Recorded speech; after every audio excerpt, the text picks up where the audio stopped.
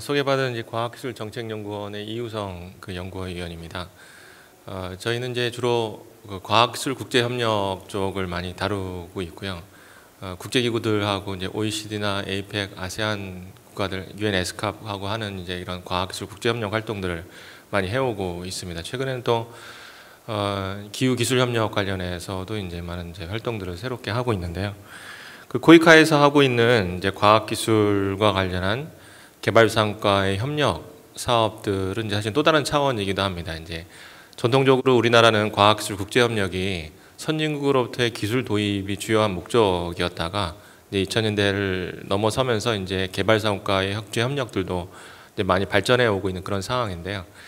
이제 국제사회에서 과학기술 국제협력, 특별히 이제 개발상국과의 국제협력이 어떤 논의들이 주로 있는지를 좀 설명을 좀 드리도록 하겠습니다.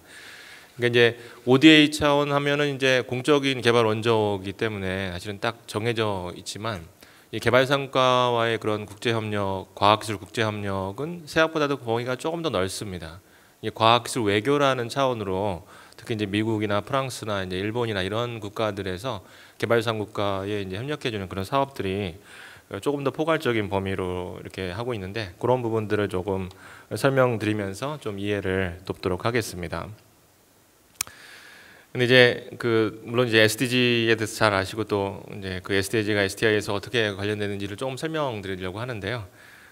사실 큰 주제는 그겁니다. 사실은 지금 SDG로 국제사회 논의가 다 수렴되고 있기 때문에 SDG에서 어떻게 STI가 역할을 하고 있느냐라는 부분에 대한 설명을 좀 하나 드리고, 그 다음 부분에서는 사실은 이제 개발상과와의 기술 이전에 대한 부분, 그러니까 개발상과들이 진짜 원하는 부분들은 기술 이전에 대한 부분인데 그런 논의들이 가장 본격화돼서 협정으로 나오고 있는 것이 기후변화 협약입니다. 그래서 기후변화 협약에서 기후 기술이 어떻게 달아지고 있고 개발상국가와의 협력을 어떻게 다루고 있는지 그 두 부분을 좀 중심으로 말씀을 드리겠습니다. 근데 그거를 말씀드리기 전에 이게 좀 이제 근본적인 질문인데, 사실 이제 혁신이라고 할 때 이제 과학기술이라고 하면은 이제 여러분 다 아시다시피 무슨 R&D 연구를 하는 이런 쪽에 많이 생각을 하시겠지만 조금 더 포괄적으로 혁신이라고 하면 뭔가 새로운 아이디어로 새로운 시장을 창출하는 것을 혁신이라고 합니다.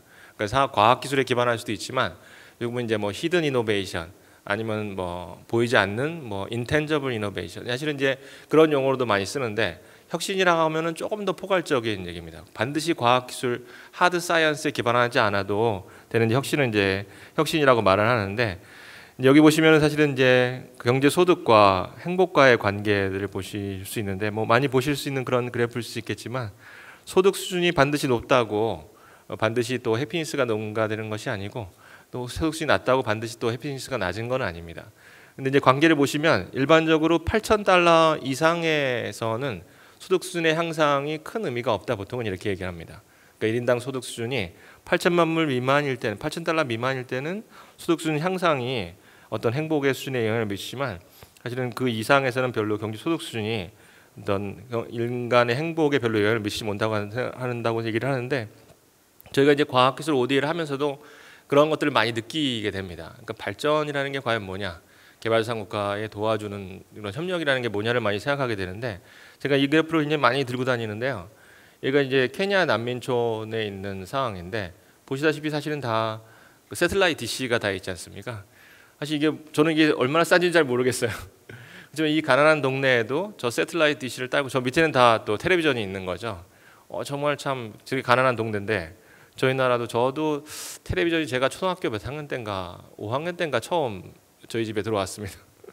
근데 아무튼 저렇게 있는 거라는 걸 생각하면서 사실 경제 발전이라는 게 단순히 소득 수준의 문제만이 아니고 뭔가 사람의 마음을 채워줄 수 있는 뭔가 좀 다른 측면들이 많이 있지 않느냐, 이제 과학기술 ODA를 하면서도 그런 생각들을 많이 하게 됩니다.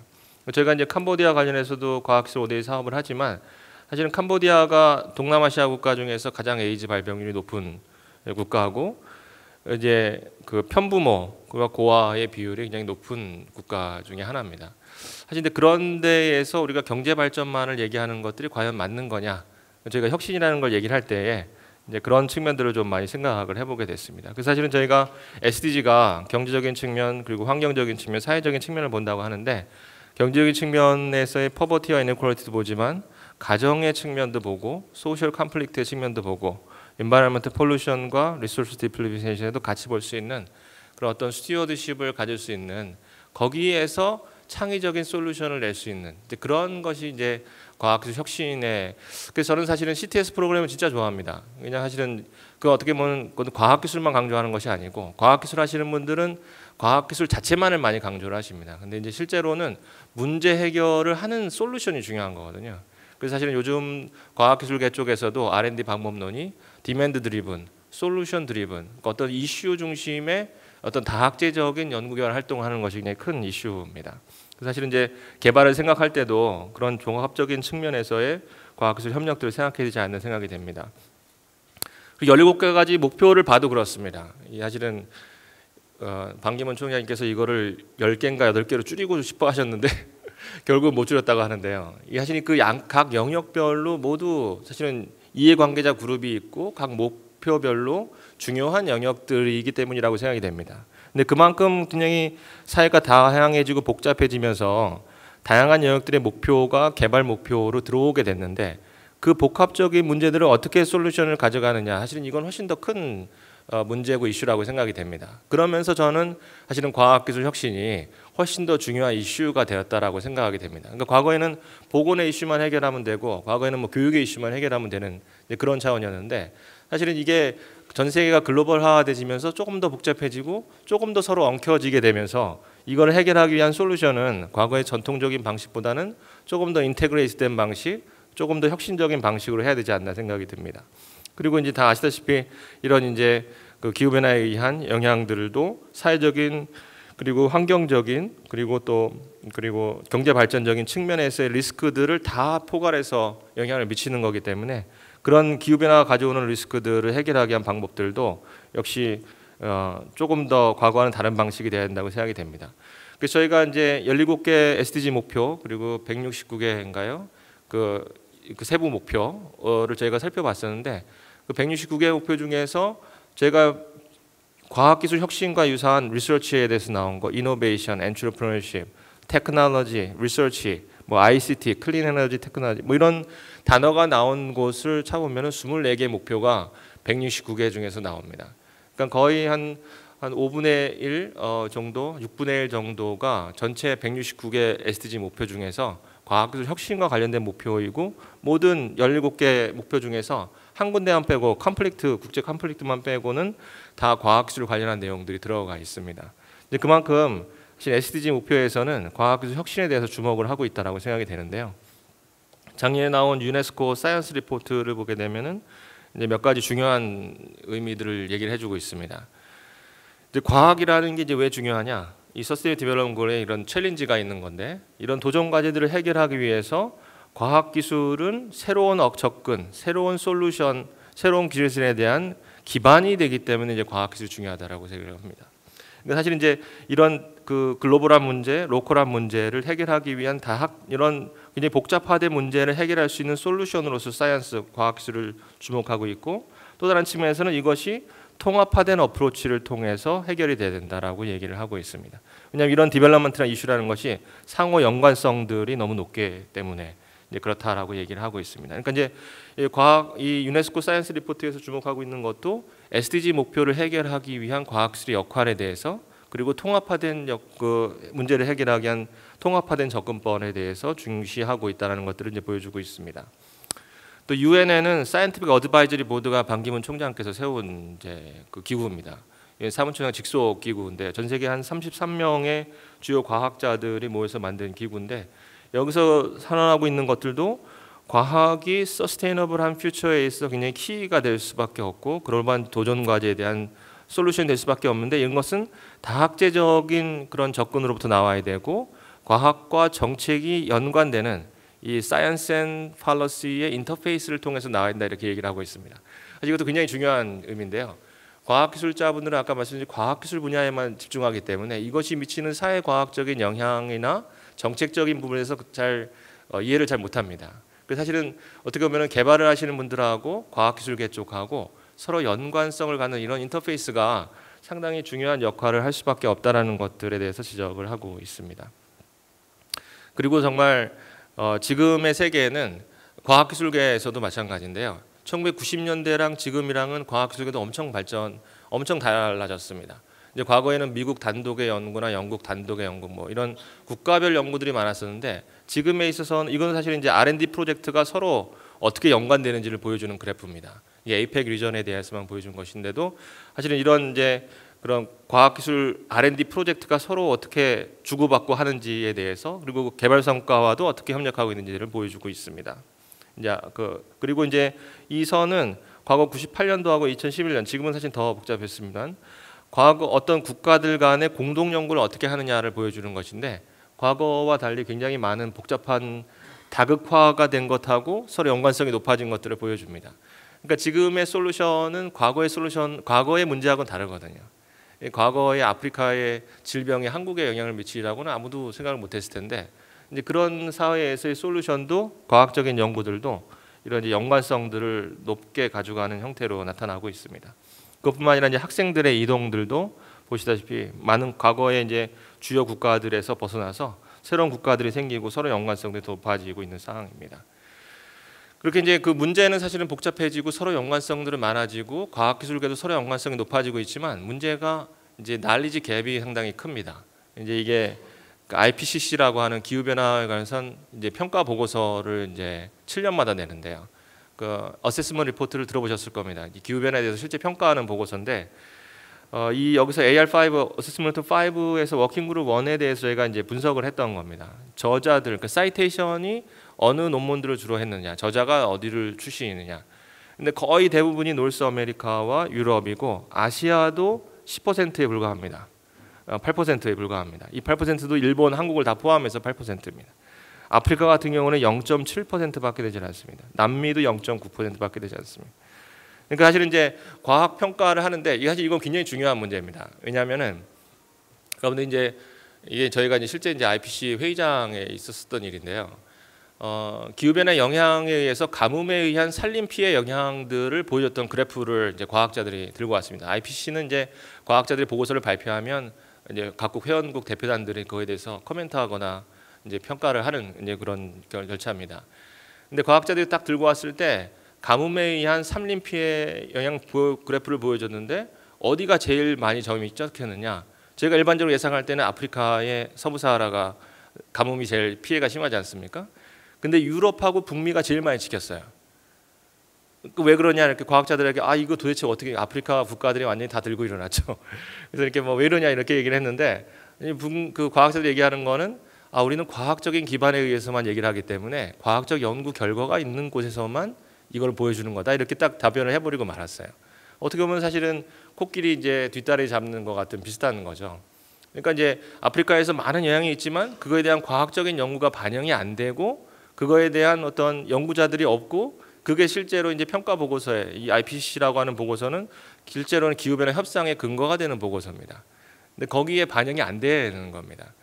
그래서 보면 사실 이런 지식 갭이라는 게 실제로도 협상에도 영향을 미치는 아무튼 그런 지식 갭들이 굉장히 많습니다. 이제 그런 부분들을 이런 과학기술 ODA나 과학혁신 협력을 통해서 해결하는 방안들이 많이 나오기를 바랍니다.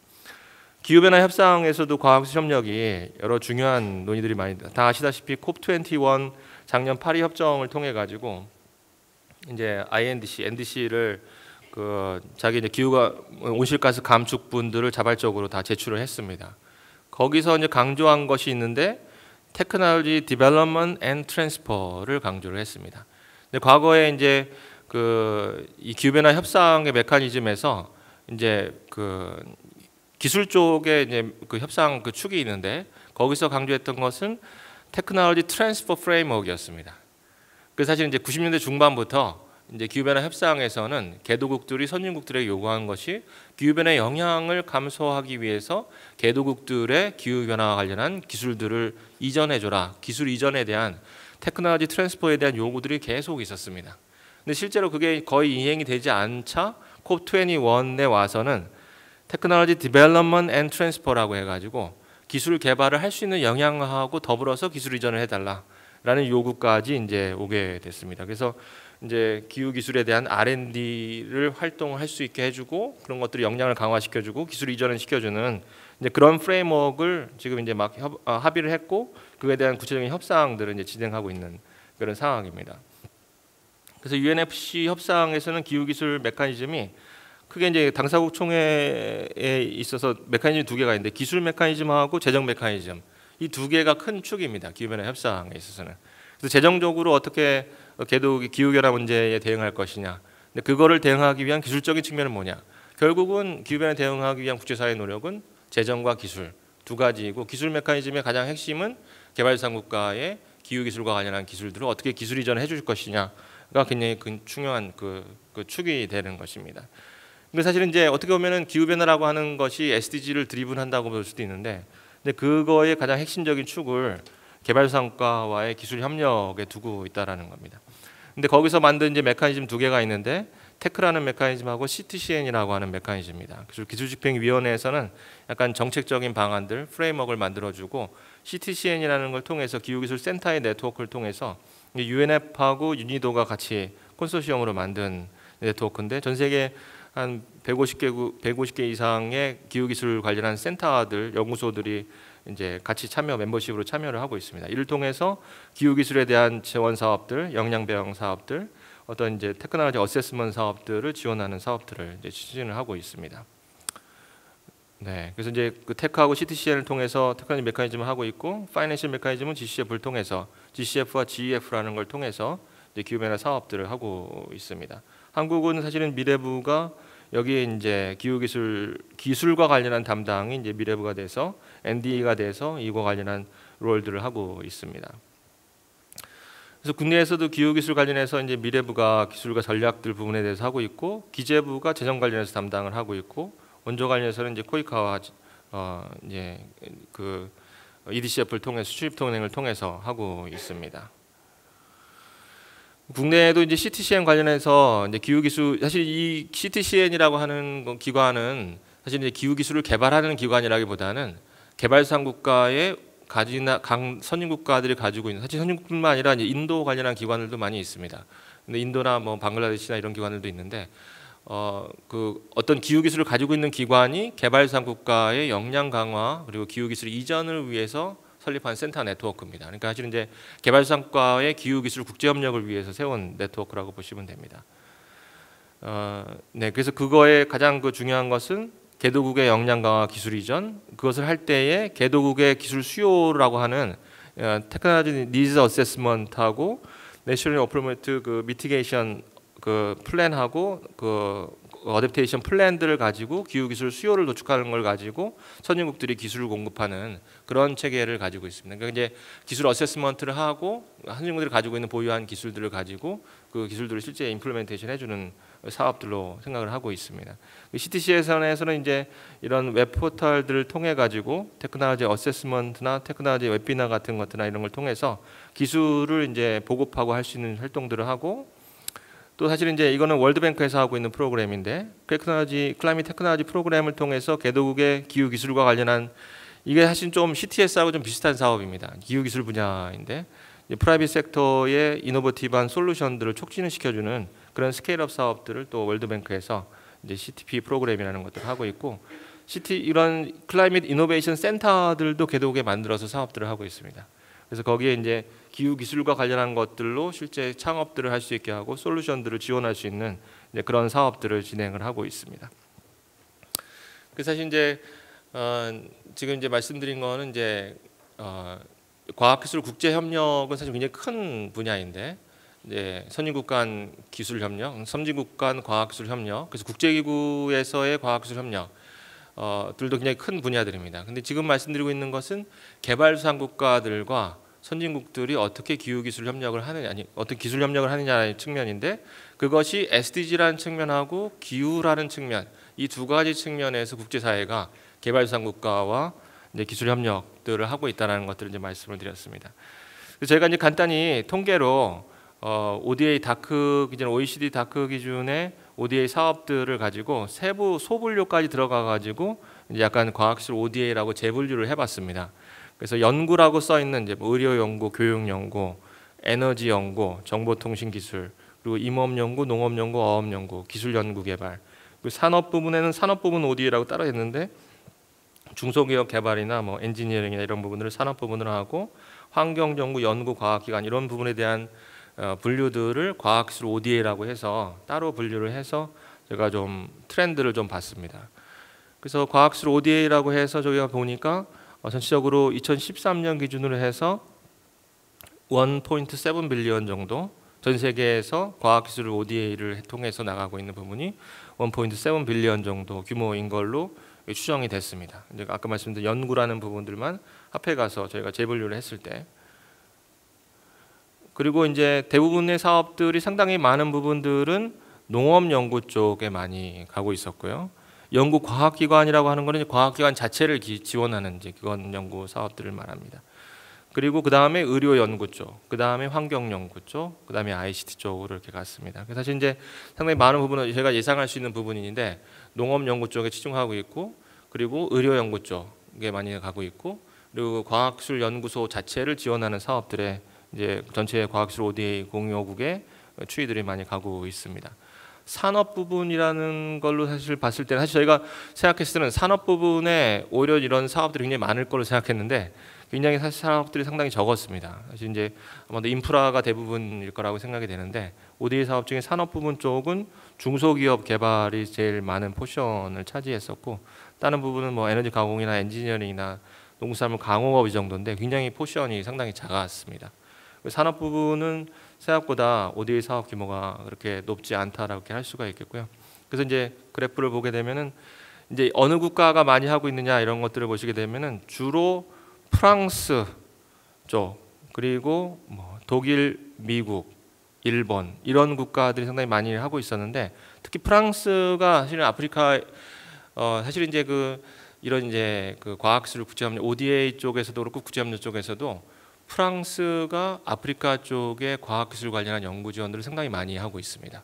이제 의료 연구도 그렇고 농업 연구도 그렇고, 사실은 뭐 식민지 지배에 대한 뭐 그런 부분도 분명히 있을 것이지만, 아무튼 그래서 전반적으로 봤을 때 이제 프랑스, 독일, 미국, 일본 이 정도가 과학기술 관련한 ODA에서는 굉장히 주도적인 역할을 한다 이렇게 볼 수가 있겠습니다.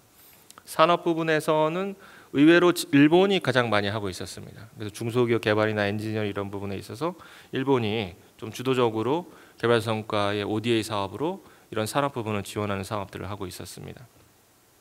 수혜국을 보니까 사실은 인도가 상당히 많이 받고 있었고, 또 베트남 이런 국가들이 상당히 많이 받고 있었습니다. 이제 뭐 전반적으로는 좀 고르게 나타나고 있습니다만은, 네, 사실 저희가 이제 경제 발전을 하려고 하는 국가들, 조금 수준이 되는 국가들의 이런 ODA 사업들이 많이 간다 이렇게 볼 수가 있겠습니다.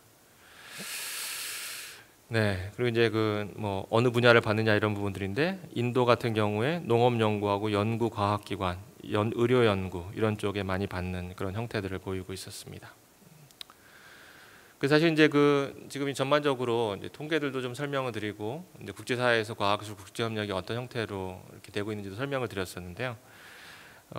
왜 이런 현상들이 일어날까? 사실 이제 기후변화 협상자에 가면 사실은 기후기술 쪽 관련해서 굉장히 물론 재정이 제일 중요하죠. 이제 돈이 있어야 사실은 이제 어떤 사업들을 하니까. 그렇지만 이제 개도국들이 그거 외에 이 기술 메커니즘이라는 거를 개도국이 줄기차게 요청을 해가지고 만든 겁니다. 그리고 이제 SDG 협상에서도 사실은 테크놀로지 퍼실리테이션 메커니즘이라는 거를 저희가 이제 협상 뒤 얘기를 좀 들었었는데, 결국은 개도국들이 선진국들은 전혀 관심이 없는데 개도국들이 줄기차게 중국을 중심으로 요청을 해가지고 그 테크놀로지 퍼실리테이션 메커니즘을 만들었고, 테크놀로지 뱅크도 실제 설립이 됐습니다. 그래서 이제 아직 이사회만 있고 실제 집행은 안 하고 있습니다만, 사무국만 있습니다만, 이제 그렇게 하고 있는 배경이 뭔가, 이 개발상 국가들이 경제 발전을 하려고 하다 보니까 사실은 이제 재정을 통해서 인프라만 깔고 공장만 까는 거는 안 된다는 거를 절실히 깨달은 겁니다. 저도 사실 이제 에티오피아 공무원들이나 공무원들하고 많이 얘기를 해보면, 사실 이제 공장을 돌리려고 해도 사실 공장을 운영할 수 있는 기술이 있어야 되고, 공장을 돌리는 것보다 설비보다 조금 더 나가려고 해도 그거를 조금 더 개선할 수 있는 기술 역량이, 이해할 수 있는 기술 역량이 있어야, 기술 쪽에서는 그거를 이제 흡수 역량, observed capacity라고 하는데, 어떤 뭔가를 배우고 새롭게 개선할 수 있는 역량이 있어야 발전을 할 수 있는데, 그런 게 전혀 기반이 되지 않다 보니까 사실은 발전하는데 재정뿐만 아니라 기술, 지식이라는 것이 가장 큰 장애 요인이다라는 것들을 개도국이 깨닫고 있는 겁니다. 그래서 사실은 개발상국가의 많은 내셔널 스트래티지도 최근에는 많이 바뀌고 있습니다. 이제 과학기술부가 대부분의 개발도상 국가에서는 이제 위치가 상당히 낮은 지위가 상당히 낮은 그런 기능이 많은데 내셔널 플랜들도 많이 세우고 있고 이런 과학기술부를 저희가 방문했던 우간다 같은 경우에 작년에 이제 우간다 같은 경우에 방문했었는데 교육과학기술체육부였었는데 요번에 과학기술혁신부로 바뀌었습니다. 그리고 그게 원래는 과학기술혁신위원회라고 해서 위원회 그러니까 청 수준으로였었는데 이게 부 수준으로 바뀌고 굉장히 영향력 있는 부처가 돼 버렸습니다. 그렇게 이제 개발도상 국가들이 과학기술 혁신이 자기 나라의 발전에 갖는 중요성에 대해서 많이 인식들을 하고 있다는 것들이 이런 변화의 사실은 근본적인 이유라고 생각이 됩니다. 그런 것들에 대해서 사실은 이제 OECD나 EU나 굉장히 주목을 많이 하고 있는데요. OECD도 과학기술이 개발 어젠다에서 어떻게 영향을 할 수 있느냐. 저희는 이제 스태피는 CSTP라는 과학기술위원회에 OECD 위원회에 참여를 하고 있습니다. 근데 거기서 CSTP 차원에서 그 다크하고 협력해서 과학기술이 개발 정책에 어떻게 참여할 수 있느냐에 대해서는 논의들이 있고 또 개발상과의 과학기술 협력을 어떻게 해야 되느냐. 사실은 글로벌 사이언스 포럼에 나오는 거는 일본 주도로 만들어진 것인데요. 시간이 끝났군요. 네. 그리고 EU에서 말했던 것은 이제 워터 포 라이프라고 하는 것도 과학기술 협력 프로그램입니다. 이 FP 프로그램은 프레임워크 프로그램은 R&D 프로그램입니다. 이 R&D 프로그램 안에 아프리카와 협력할 수 있는 그런 과학기술 협력 프로그램들을 만들어서 진행들을 하고 있습니다. 저희 나라도 사실은 이제 코이카에서 지원하고 있는 사업 이외에도 이제 코피아 RDA에서 하고 있는 농친청에서 하고 있는 코피아 사업이라든가 이제 과기부에서 하고 있는 과학기술 협력, 양자간 협력 사업들, 그리고 이제 기상청에서 하고 있는 기상기술과 관련한 사업들, 그리고 이제 저희 같이 그런 출연 연구기관에서 하고 있는 이런 표준 기술과 관련한 ODA 프로그램들이 많이 있습니다. 그리고 사실 이제 개도국이라고 해서 과학기술 역량이 상당히 낮은 것만은 아닙니다. 제가 어떤 우간다 같은 경우에는 사실은 1930년대 벌써 대학이 세워졌었는데 동아프리카의 최초의 대학인데 거기가 가지는 이제 논문 인용도가 12.9%입니다. 그러니까 상위 10% 우수 논문 인용도가 전체 논문의 차지하는 12.9%인데 G20 평균이 10%입니다. 그러니까 과학기술의 역량이 생각보다 이렇게 낮지는 않다라는 것들을 이제 보여줍니다. 그리고 이제 이게 사실은 이제 저희가 UN 에스캅에 있는 담당자하고도 한번 얘기했었는데 그 친구가 영국 프로그램으로 아프리카에 이런 혁신센터들을 세워주는 사업들을 실제 했었던 친구였었습니다. 그래서 이제 여기 케냐나 이런 곳에서도 이제 이런 아이허브라고 해서 혁신적인 아이디어로 기술 창업을 할 수 있는 센터들을 지원해주는 사업들이 있었고 상당히 생각보다 활발하게 이런 일들이 일어나고 있었습니다. 사실 이제 마지막으로 말씀드리고 싶었던 것은 사실은 이제 그 저도 이제 그 학계에도 같이 있지만 이제 경제 쪽 하시는 분들은 경제 쪽, 저는 사실 이제 학부는 물리학을 하고 이제 경제학을 했습니다. 근데 과학기술 쪽 하시는 분은 과학기술 쪽만 이렇게 하시는데 서로 이렇게 다학제적인 이런 활동들이 많이 필요한 것 같습니다. 이 개발 현장에 있어서도 어떤 혁신적인 아이디어나 새로운 기술들, 새로운 솔루션들은 어떻게 보면은 과학기술계로부터 많이 나올 수 있거든요. 근데 개발 현장에 있어서는 실제 현장들을 많이 아시는 이제 그런 전문성들이 서로 어울려서 개발 협력이 보다 효과적으로 할 수 있는 사업들로 많이 진행이 됐으면 좋겠습니다. 네, 감사합니다. 네.